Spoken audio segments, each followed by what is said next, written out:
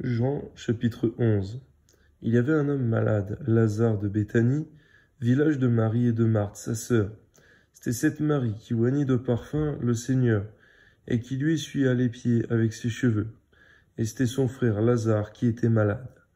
Les sœurs envoyèrent dire à Jésus, « Seigneur, voici celui que tu aimes est malade. » Après avoir entendu cela, Jésus dit, « Cette maladie n'est point à la mort, mais elle est pour la gloire de Dieu, afin que le Fils de Dieu soit glorifié par elle. » Or Jésus aimait Marthe et sa sœur et Lazare. Lors donc qu'il lui apprit que Lazare était malade, il resta 2 jours encore dans le lieu où il était. Et il dit ensuite aux disciples, « Retournons en Judée. » Les disciples lui dirent, « Rabbi, les Juifs tout récemment cherchaient à te lapider, tu retournes en Judée ?» Jésus répondit, « N'y a-t-il pas 12 heures au jour? Si quelqu'un marche pendant le jour, il ne bronche point, parce qu'il voit la lumière de ce monde.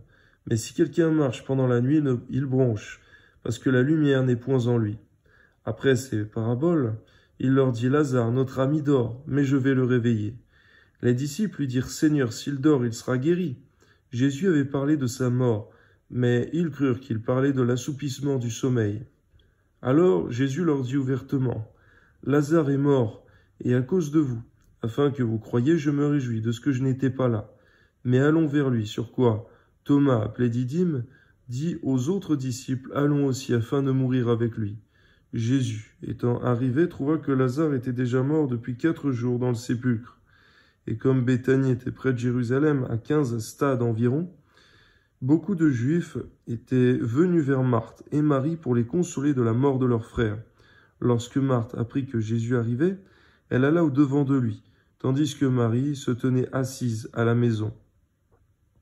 Marthe dit à Jésus, « Seigneur, si tu eusses été ici, mon frère ne serait pas mort.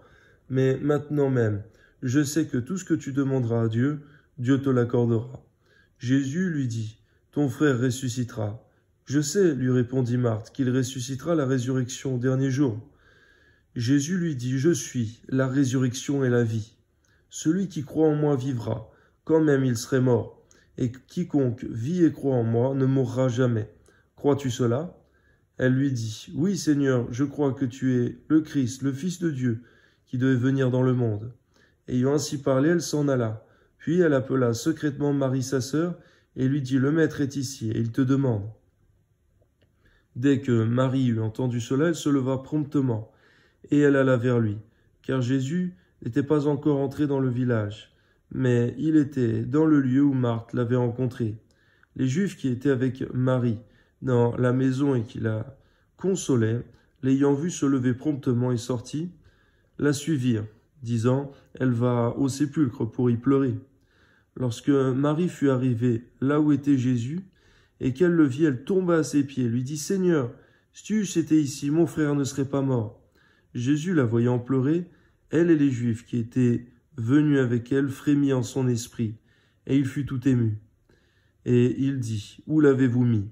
« Seigneur, lui répondirent-ils, viens et vois. » Jésus pleura, sur quoi les disciples dirent, « Voyez comme il l'aimait. » Et quelques-uns d'entre eux dirent, « Lui qui a ouvert les yeux de l'aveugle, ne pouvait-il pas faire aussi que cet homme ne mourût point ?»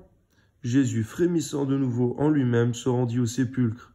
C'était une grotte, et une pierre était placée devant. Jésus dit, « Ôtez la pierre. » Marthe, la sœur du mort, lui dit, « Seigneur, il sent déjà, car il y a 4 jours qu'il est là. » Jésus lui dit, « Ne t'ai-je pas dit que si tu crois, tu verras la gloire de Dieu ?» Ils ôtèrent donc la pierre du lieu où le mort était couché. Et Jésus leva les yeux en haut et dit, « Père, je te rends grâce de ce que tu m'as exaucé. Pour moi, je savais que tu m'exauces toujours, mais j'ai parlé à cause de la foule qui m'entoure, afin qu'ils croient que c'est toi qui m'as envoyé. » Ayant dit cela, il cria d'une voix forte, « Lazare, sors !» Et le mort sortit, les pieds et les mains liés de bandes, et le visage enveloppé d'un linge. Jésus leur dit, « Déliez-le et laissez-le aller. » Plusieurs des Juifs qui étaient venus vers Marie et qui virent ce que fit Jésus crurent en lui. Mais quelques-uns d'entre eux allèrent trouver les pharisiens et leur dirent ce que Jésus avait fait. Alors les principaux sacrificateurs et les pharisiens assemblèrent le Sanhédrin et dirent, « Que ferons-nous? Car cet homme fait beaucoup de miracles. Si nous le laissons faire, tous croiront en lui, et les Romains viendront détruire et notre ville et notre nation. » L'un d'eux, Caïphe, qui était souverain sacrificateur cette année-là, leur dit, « Vous n'y entendez rien. Vous ne réfléchissez pas qu'il est de votre intérêt qu'un seul homme meure pour le peuple, et que la nation entière ne périsse pas. Or, il ne dit pas cela de lui-même, mais étant souverain sacrificateur cette année-là, il prophétisa que Jésus devait mourir pour la nation. Et ce n'était pas pour la nation seulement, c'était aussi afin de réunir en un seul corps les enfants de Dieu dispersés. Que ton nom soit béni, Seigneur, lorsque tu utilises les autorités, même lorsque parfois elles sont corrompues, à cause de l'autorité qu'elles détiennent. Toi qui as établi les autorités, Seigneur, eh bien, elles manifestent parfois des paroles de sagesse, des dons qui viennent d'en haut, de toi, Seigneur. Tu parles aussi, parfois au travers des autorités. Amen. Dès ce jour, ils résolurent de le faire mourir. C'est pourquoi Jésus ne se montra plus ouvertement parmi les Juifs, mais il se retira dans la contrée voisine du désert, dans une ville appelée Éphraïm, et là il demeurait avec ses disciples. Merci pour la sagesse de ton Fils Jésus, qui lorsqu'on voulait le faire mourir, ne s'exposait pas inutilement. Il savait que ce n'était pas encore le temps de sa crucifixion. Il fallait que son ministère continue de se dérouler. Et ses disciples devaient continuer d'être formés. Que ton nom soit béni, il y a un temps pour toutes choses sous le soleil. Donne-nous le discernement des temps et donne-nous la sagesse de ton Fils Jésus. Amen. La Pâque des Juifs était proche et beaucoup de gens du pays montèrent à Jérusalem avant la Pâque pour se purifier. Ils cherchaient Jésus, ils se disaient les uns aux autres dans le temple, « Que vous en semble? Ne viendra-t-il pas à la fête ?» Or, les principaux sacrificateurs et les pharisiens avaient donné l'ordre que, si quelqu'un savait où il était, il le déclara, afin qu'on se saisît de lui. Jean chapitre 12. 6 jours avant la Pâque, Jésus arriva à Béthanie, où était Lazare, qui avait été mort, et qu'il avait ressuscité des morts. Là, on lui fit un souper. Marthe servait, et Lazare était un de ceux qui se trouvaient à table avec lui. Marie ayant pris une livre d'un parfum de nard pur de grand prix, oignit les pieds de Jésus, et les essuya ses pieds avec ses cheveux. Et la maison fut remplie de l'odeur du parfum. Un de ses disciples, Judas Iscario, fils de Simon, celui qui devait le livrer, dit, « Pourquoi n'a-t-on pas vendu ce parfum 300 deniers pour les donner aux pauvres ?» Et il disait cela, non qu'il se mit en peine des pauvres, mais parce qu'il était voleur et que, tenant la bourse, il prenait ce qu'on y mettait. Mais Jésus dit, « Laisse-la faire. Elle a gardé ce parfum pour le jour de ma sépulture. Vous avez toujours les pauvres avec vous, mais vous ne m'avez pas toujours. » Une grande multitude de Juifs apprirent que Jésus était à Béthanie, et ils y vinrent, non pas seulement à cause de lui, mais aussi pour Lazare, qu'il avait ressuscité des morts. On voit au passage, Seigneur, que tu gardais précieusement même Judas dans tes 12 disciples, Seigneur, car c'était lui, le vase formé pour la perdition, le vase qui allait accomplir cette méchante action, cette action, Seigneur, qui allait le perdre lui-même, de livrer Jésus-Christ. Tu as dit qu'il faut que le scandale arrive, mais malheur pour celui par qui cela arrive. Et c'était ce vase-là qu'il fallait utiliser, non pas, Seigneur, les autres disciples qui avaient un cœur droit et bien disposé. Est-ce que le cœur de Judas était plein de détours et pas bien disposé? Car déjà il était voleur. Déjà les détours se manifestaient. Je te prie, Seigneur, que déjà notre cœur soit droit et pur devant toi, Seigneur. Et si pour quelques-uns d'entre nous, il y a des détours, s'il y a quelque chose de faux en nous, Seigneur, que nous puissions humblement le reconnaître, et que nous puissions, au pied de ta croix, nous prosterner, et que tu puisses nous relever avec un cœur transformé, changé, Seigneur, que les détours soient enlevés de nos cœurs, que le psaume 119 puisse avoir son effet dans nos cœurs, Seigneur, afin que l'iniquité ne triomphe pas de nous, comme elle a triomphé de Judas. Amen. Les principaux sacrificateurs délibérèrent de faire mourir aussi Lazare, parce que beaucoup de Juifs se retiraient d'eux à cause de lui et croyaient en Jésus. On voit, Seigneur, que ce n'est pas seulement les enfants de Dieu que le diable combat, ce sont ceux qui sont les témoins de la puissance de Dieu, des miracles, tous ceux qui témoignent de ce que Jésus a fait dans leur vie, qui sont des témoins vivants. Le diable les a en horreur, car leur témoignage même démontre la puissance de Dieu, comme Lazare. Le fait même qu'il vive, c'était un miracle, car il était mort depuis 3 jours, il est ressuscité par la puissance du Saint-Esprit, au travers de Jésus-Christ. Amen.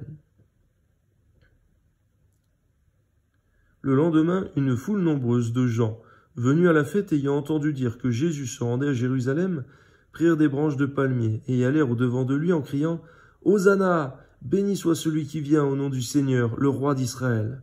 Jésus trouva un ânon, il s'assit dessus, selon qui est écrit « Ne crains point, fille de Sion, voici ton roi vient, assis sur le petit d'une ânesse. » Ses disciples ne comprirent pas d'abord ces choses, mais lorsque Jésus était glorifié, il se souvint qu'elles étaient écrites de lui, et qu'il les avait accomplies à son égard.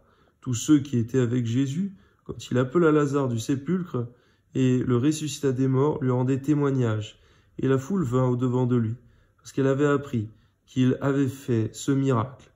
Les pharisiens se dirent donc les uns aux autres, « Vous voyez que vous ne gagnez rien.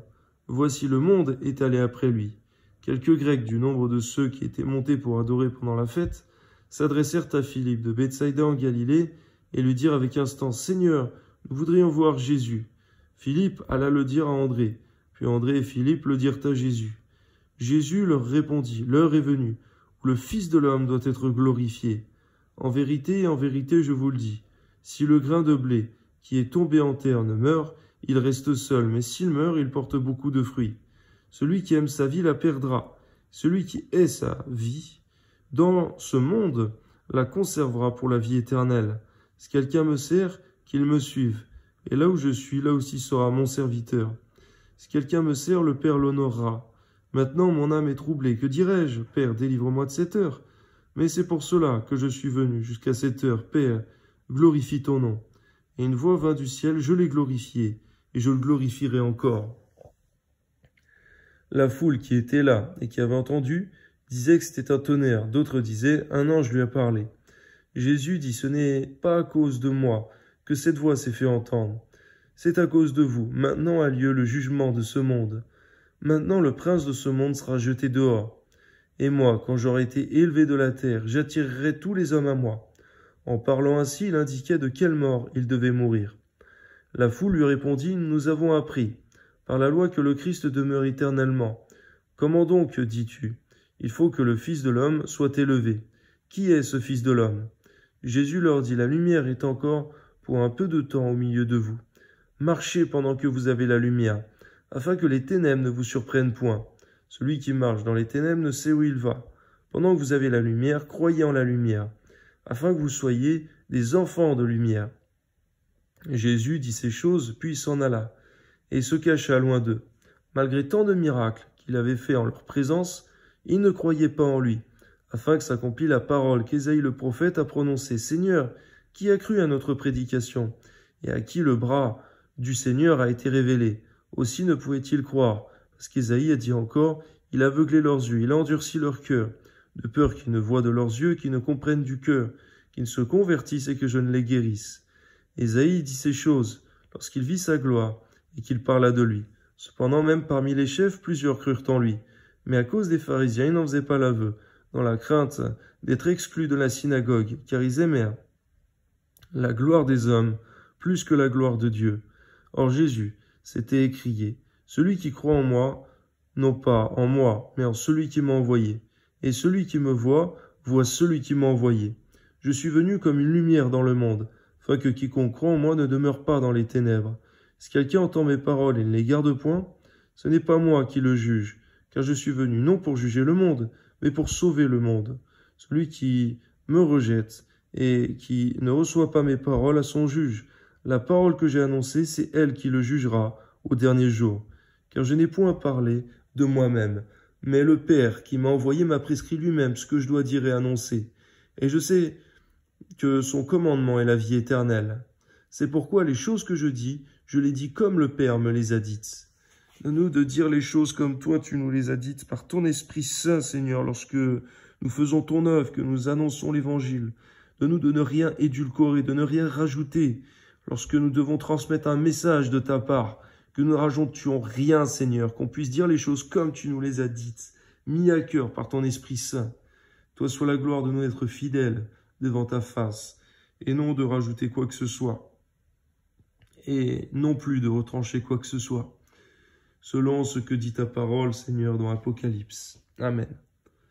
Jean chapitre 13. Avant la fête de Pâques, Jésus, sachant que son heure était venue de passer de ce monde au Père, ayant aimé les siens qui étaient dans le monde, mit le comble à son amour pour eux. Et après le souper, lorsque le diable avait déjà inspiré au cœur de Judas Iscario, fils de Simon, le dessein de le livrer, Jésus, qui savait que le Père avait remis toutes choses entre ses mains, qui était venu de Dieu, qui s'en allait à Dieu, se leva de table, ôta ses vêtements et prit un linge, dont il se ceignit. Ensuite il versa de l'eau dans un bassin, et il se mit à laver les pieds des disciples, et à les essuyer avec le linge dont il était saint. Il vint donc à Simon-Pierre, et Pierre lui dit, « Toi, Seigneur, tu me laves les pieds ?» Jésus lui répondit, « Ce que je fais, tu ne le comprends pas maintenant, mais tu le comprendras bientôt. » Pierre lui dit, « Non, jamais tu ne me laveras les pieds. » Jésus lui répondit, « Si je ne te lave, tu n'auras point de parts avec moi. » Simon-Pierre lui dit, « Seigneur, non seulement les pieds, mais encore les mains et la tête. » Jésus lui dit, « Celui qui est lavé n'a besoin que de laver ses pieds pour être entièrement pur. Et vous êtes purs, mais non pas tous. » Car il connaissait celui qui le livrait. C'est pourquoi il dit, « Vous n'êtes pas tous purs. » Après qu'il leur eut lavé les pieds et qu'il eut pris ses vêtements, il se remit à table et leur dit, « Comprenez-vous ce que je vous ai fait? Vous m'appelez Maître et Seigneur, et vous dites bien, car je le suis. Le Seigneur et le Maître, vous devez aussi... Si donc je vous ai lavé les pieds, moi, le Seigneur et le Maître, vous devez aussi vous laver les pieds, les uns aux autres, car je vous ai donné un exemple, afin que vous fassiez comme je vous ai fait. En vérité, je vous le dis, le serviteur n'est pas plus grand que son Seigneur, ni l'apôtre plus grand que celui qui l'a envoyé. Si vous savez ces choses, vous êtes heureux pourvu que vous les pratiquiez. Seigneur, tu as montré l'exemple de l'humilité dans la pratique. Donne-nous de marcher à ton exemple, Seigneur. Si toi, tu as marché humblement, Seigneur Jésus, toi qui es le Seigneur et le Maître, donne-nous, Seigneur, d'agir bien plus encore. Amen. Ce n'est pas de vous tous que je parle, je connais ceux que j'ai choisis. Mais il faut que l'Écriture s'accomplisse. Celui qui mange avec moi le pain a levé son talon contre moi. Dès à présent, je vous le dis, avant que la chose arrive, afin que, lorsqu'elle arrivera, vous croyiez à ce que je suis. En vérité, je vous le dis, celui qui reçoit, celui que j'aurai envoyé me reçoit, et celui qui me reçoit reçoit celui qui m'a envoyé. Ayant ainsi parlé, Jésus fut troublé en son esprit. Il dit expressément, en vérité, je vous le dis, l'un de vous me livrera. Les disciples se regardaient les uns aux autres, ne sachant de qui ils parlaient. Un des disciples, celui que Jésus aimait, était couché sur le sein de Jésus. Simon-Pierre lui fit signe de demander qui était celui qui parlait, dont parlait Jésus. Et ce disciple, s'étant penché sur la poitrine de Jésus, lui dit, « Seigneur, qui est-ce » Jésus répondit, « C'est celui à qui je donnerai le morceau trempé. » Ayant trempé le morceau, il le donna à Judas, fils de Simon l'Iscario. Dès que le morceau fut donné, Satan entra dans Judas. Jésus lui dit, « Ce que tu fais, fais-le promptement. » Mais aucun de ceux qui étaient à table ne comprit pourquoi il lui disait cela. Car quelques-uns pensaient que, comme Judas avait la bourse, Jésus voulait lui dire « Achète ce dont nous aurons besoin pour la fête », ou qu'il lui commandait de donner quelque chose aux pauvres. Judas, ayant pris le morceau, se hâta de sortir. Il était nuit. Lorsque Judas fut sorti, Jésus dit « Maintenant, le Fils de l'homme a été glorifié, et Dieu a été glorifié en lui. Si Dieu a été glorifié en lui, Dieu aussi le glorifiera en lui-même, et il le glorifiera bientôt. Mes petits enfants, je suis pour peu de temps encore avec vous. Vous me chercherez, et comme je l'ai dit aux Juifs, vous ne pouvez venir où je vais. Je vous le dis aussi maintenant. Je vous donne un commandement nouveau. Aimez-vous les uns les autres, comme je vous ai aimé. Vous aussi aimez-vous les uns les autres. À ceci tous connaîtront que vous êtes mes disciples, si vous avez de l'amour les uns pour les autres. Simon-Pierre lui dit, « Seigneur, où vas-tu » Jésus répondit, « Tu ne peux pas maintenant me suivre où je vais, mais tu me suivras plus tard. » « Seigneur, lui dit Pierre, pourquoi ne puis-je pas te suivre maintenant? Je donnerai ma vie pour toi. » Jésus répondit, « Tu donneras ta vie pour moi? En vérité, je te le dis. Le coq ne chantera pas que tu ne m'aies renié 3 fois. Je te prie donc, Seigneur mon Dieu, de nous garder de trop parler lorsque parfois il est le temps de se taire et d'écouter ta parole lorsqu'elle se prononce, que les oracles se manifestent. Donne-nous de savoir nous taire et d'écouter. Que ton nom soit béni, Seigneur mon Dieu, parce que lorsqu'on parle contre ta parole, même lorsque c'est dans de bonnes dispositions, même lorsque c'est avec la bienveillance de cœur et la droiture, lorsqu'on s'oppose à ta parole d'une manière ou d'une autre, Seigneur, on s'expose à la réprimande.